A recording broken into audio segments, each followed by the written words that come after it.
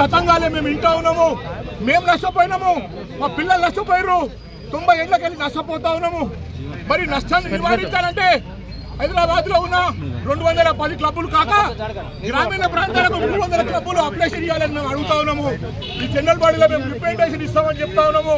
మళ్ళీ రిప్రజెంటేషన్ మాకు పర్మిషన్ ఇవ్వాలని కోరుతా ఉన్నాము.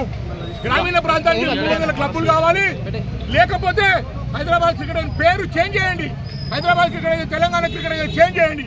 ఈ రెండు సాధ్యం కాకపోతే మీరు హైదరాబాద్ క్రికెట్ జనరల్ బాడీలో బీసీసీఐకి లెటర్ రాయండి.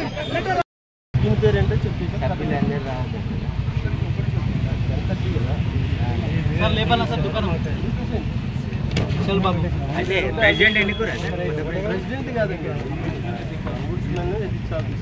అయితే ఎన్నుకున్నా. ఎవరెవరు అవి మాత్రం ఇల్లు తెలుస్తుంది కదా సార్.